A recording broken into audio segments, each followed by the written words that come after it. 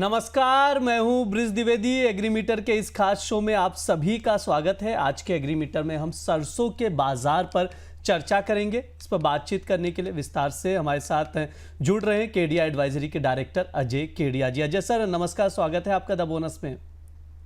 बहुत बहुत धन्यवाद ब्रिज, मुझे बुलाने के लिए। सर, इस साल सरसों की खेती बढ़ी है और अभी मौसम भी फसल के अनुकूल हो गया है, तो क्या लग रहा है सर, क्या प्रोडक्शन बम्पर होने का अनुमान है?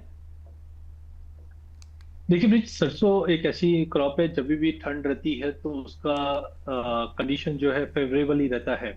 और गवर्नमेंट के भी जो मिशन है वो हमने देखा, ऑयल सीड मिशन है, उसकी वजह से जितने भी एडिबल ऑयल कॉम्प्लेक्सेस की जो क्रॉप्स है उनमें हमने इजाफा ही होते हुए देखा।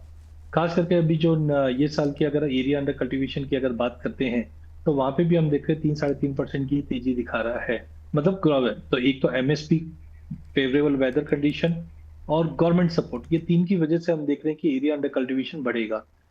ओवरऑल हम देखते हैं कि इंडिया एडिबल ऑयल के लिए one of the biggest market है और कंजम्पशन भी हमारा काफी अच्छा ही रहता है। तो गवर्नमेंट ने पिछले 4-5 सालों से जो मिशन लगा रखा है उसका ऑब्जेक्टिव भी यही है कि बाहर से इंपोर्ट के बजाय हम डोमेस्टिक पे इंप्रूव करें। और मस्टर्ड एक one of the biggest crop है, तो आई थिंक के एरिया अंडर कल्टीवेशन भी बढ़ रहा है और फेवरेबल कंडीशन है, चाहे वेदर की तरफ हो, चाहे पॉलिसी की तरफ हो, चाहे मार्केट की तरफ हो। सर, प्रोडक्शन पर भी बातचीत कर लेते हैं। राजस्थान में सरसों का उत्पादन बढ़ने का अनुमान है, आपका क्या आकलन कह रहा है? देखिए, इस बार लास्ट ईयर हमने देखा लानीना के चलते बारिश अच्छी थी, मॉइस्चर लेवल भी अच्छा था और इस बार यील्ड में भी इंप्रूवमेंट होगा और एरिया अंडर कल्टीवेशन में है। तो उत्पादन में जैसे हम देख रहे थे कि 23-24 के अंदर हर करीबन 54.86 के आसपास दिखाया था, 24-25 के अंदर 57 था। और इस बार भी जैसे 3-3.25% का जो एरिया बढ़ा है उसके रिजल्टेंट हम देख रहे हैं कि क्रॉप साइज जो रहने वाली है उसमें भी इजाफा, कोई एक्स्ट्राऑर्डिनरी बड़ा इजाफा भी नहीं है, बट मुझे लगता है कम से कम 3 से 4% का पिछले गत वर्ष के मुकाबले इस बार भी अच्छा रहने की उम्मीद है। तो ओवरऑल मौसम की वजह से यील्ड में जो इंप्रूवमेंट आएगा वो प्रोडक्शन नंबर्स पिछले साल के मुकाबले अच्छी आने, जो पिछले साल हमने देखा कि करीबन 24-25 में 57.24 के आसपास था, इस वर्ष 58 58 डिपेंड करेगा कि अगले 15-20 दिन में मौसम और कैसा रहता है।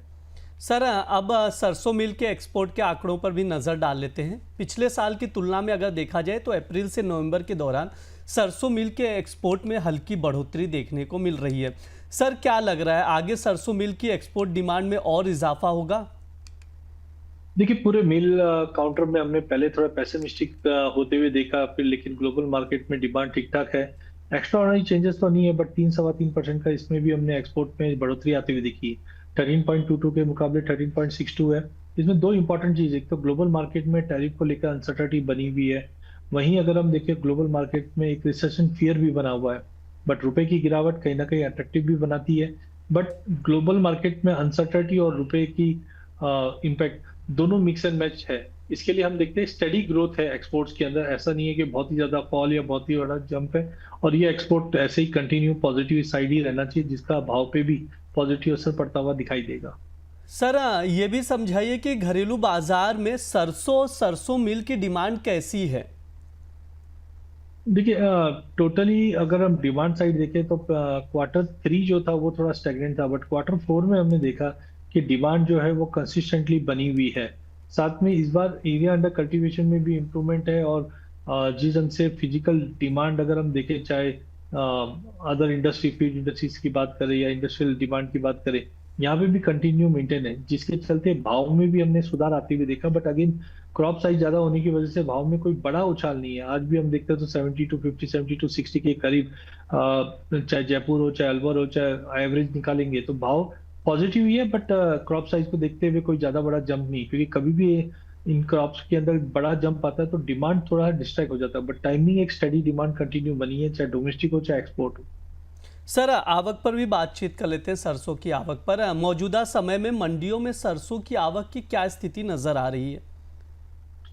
देखिए, ये टोटली डिपेंड करता है प्राइस पे। जैसे हमने दिसंबर से जनवरी के बीच में प्राइस में साइडवे टू पॉजिटिव मोमेंटम देखा है, धीरे धीरे इंप्रूवमेंट आता हुआ दिखाई दे रहा है। अगर आप डेटा साइट देखते हैं तो नवंबर, दिसंबर और जनवरी, दिसंबर में हमने भाव में थोड़ा बहुत स्पाइक आता हुआ देखा, जिसकी वजह से आप दिसंबर के नंबर्स देखेंगे तो वहां पे अपनी इजाफा आता हुआ। बट ओवरऑल कैरी और स्टॉक भी ठीक ठाक ही है, कोई ज्यादा ऐसा ज्यादा भी नहीं, कम भी नहीं है। तो ओवरऑल मुझे लगता है कि जब जब भाव में बड़ा जंप आता है तो अराइवल प्रेशर बढ़ना स्टार्ट होता है, नई क्रॉप सामने है, तो ये टाइम पे आप देखोगे जनवरी फरवरी के अंदर थोड़ी स्टेगनेंसी आ जाएगी, क्योंकि अभी भी फिजिकल मार्केट में एक्सपेक्टेशंस है कि डिमांड कंसिस्टेंट रहेगा, भाव स्टेबल रहेंगे और पॉजिटिव रहेंगे। इसकी वजह से मुझे लगता है जनवरी में अराइवल थोड़े थोड़े नॉर्मल रहेंगे, बट दिसंबर में जो नंबर थे वो काफी अच्छे थे भाव को देखते हुए। सर ये तो हो गई आवक की बात। आपसे समझना चाहेंगे कि कारोबारियों के लिए आपकी ओर से क्या कुछ सलाह है, उन्हें अभी क्या करना चाहिए? देखिए, ओवरऑल जो मस्टर्ड मार्केट की अगर हम बात करें तो प्रोडक्शन अच्छा है, एरिया अंडर कल्टीवेशन अच्छा है, एक्सपोर्ट स्टेबल है, भाव में भी हमने एक पॉजिटिव मूव आते हुए देखा है। तो कुल मिलाकर मुझे लगता है कि ग्लोबल मार्केट की सेंटीमेंट काफी इंपॉर्टेंट, जिससे रिसेंट डेटा मैं देख पा रहा हूँ, वहाँ पे चाइना के जो बायर्स है वहाँ पे 60,000 मेट्रिक टन कैनेडियन माल आ रहा है, जो ये फर्स्ट डील है टैरिफ को लेकर। तो मुझे लगता है ग्लोबल मार्केट में भी कनोला या मस्टर्ड की अगर हम बात करें तो सेंटीमेंट थोड़े इंप्रूव हो रहे हैं। तो प्राइस ओवरऑल मुझे पॉजिटिव दिखाई दे रहा है, बट सामने क्रॉप होने की वजह से अपसाइड थोड़ा बहुत कैप होता हुआ दिखाई देगा। तो टाइमिंग अगले एक डेढ़ महीने की अगर बात करें तो प्राइस 7,000 से लेकर 7,450 का एक दायरा रहेगा। प्राइजेस में इनिशियली अगर हम देखें तो फरवरी एंड तक प्राइजेस सपोर्टिव रहेंगे, बट जैसे से आवक बढ़ेगी प्राइजेस में थोड़ा बहुत गिरावट भी आ जाएगा, बट डोंट एक्सपेक्ट कि बहुत ही बड़ा कोई फ्री फॉल आने वाला है। भाव साइडवे टू पॉजिटिव ही रहने वाले हैं फरवरी एंड तक। उसके बाद फिर हम देखेंगे प्राइजेस में थोड़ी बहुत गिरावट आएंगी, बट स्टेबल टू पॉजिटिव रहेंगे प्राइजेस। जी बिल्कुल। हाँ सर, प्राइस आउटलुक को थोड़ा और बेहतर तरीके से समझने की कोशिश करेंगे आपसे। बीते एक महीने में अगर देखा जाए तो सरसों की कीमतों में हल्की बढ़ोतरी देखने को मिली है। ऐसे में शॉर्ट टर्म में सरसों का प्राइस आउटलुक क्या रहेगा आपके अकॉर्डिंग? देखिए, जिस ढंग से numbers global demand domestic demand बने हुए हैं, तो मुझे नहीं लगता कोई बड़ा फॉल बैक है। हाँ, क्रॉप को देखते हुए लगता है कि अपसाइड ज्यादा बड़ी भी नहीं है। तो मुझे लगता है कि अगर यहाँ से हम 1 से 1.5 महीने की अवधि की बात करें, मतलब अराइवल स्टार्ट होने से पहले की, तो भाव थोड़े टाइट रहेंगे, जहाँ पे हम देख रहे हैं कि ऊपर में 7,380 से 7,450 तक का मैक्सिमम लेवल दिखा सकता है, इनकेस अगर कहीं भी यील्ड में कोई चेंजेस आता है तो। बट एक बार अराइवल पीरियड स्टार्ट हो जाता है, नया माल आना स्टार्ट हो जाएगा, तो सप्लाई भरपूर रहने वाली है इस बार, जिसकी वजह से भाव में वापस एक स्टेबिलिटी के साथ नीचे आना स्टार्ट हो जाएगा।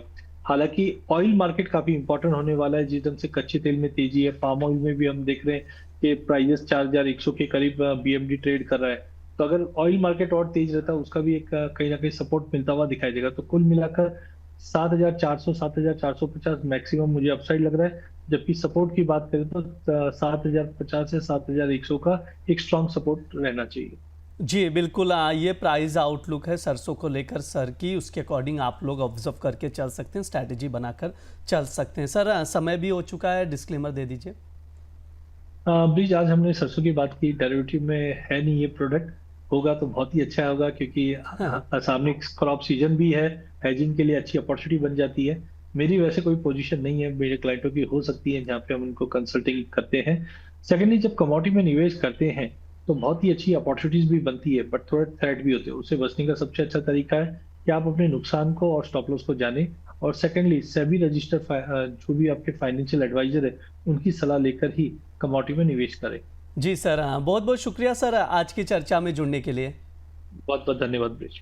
ये हमारा एग्रीमीटर शो है। इस दौरान तमाम एग्री कमोडिटीज़ पर बातचीत की जाती है। इस बार हमने सरसों पर बातचीत की है, आउटलुक को समझा है, प्राइस आउटलुक पर चर्चा की गई। इसके अलावा एक्सपोर्ट डिमांड, इंपोर्ट डिमांड और घरेलू बाजार में डिमांड कैसी है, आवक कैसी है, सब पर विस्तार से बातचीत की गई है। तो ये शो आप लोग ज़रूर देखिए और ज़्यादा से ज़्यादा लोगों तक ये शो शेयर भी कीजिए, इसका यूट्यूब लिंक, जिससे और भी लोग जानकारी और समझ विकसित कर सकें। साथ ही आप लोगों को बता दूं, द बोनस लगातार अलग अलग वेबिनार्स का आयोजन कर रहा है, जिसमें आप लोग भी हिस्सा ले सकते हैं। इस बार शेयर बाजार से जुड़ा हुआ वेबिनार होगा। इसमें क्या कुछ सिखाया जाएगा मैं आप लोगों को बता देता हूं।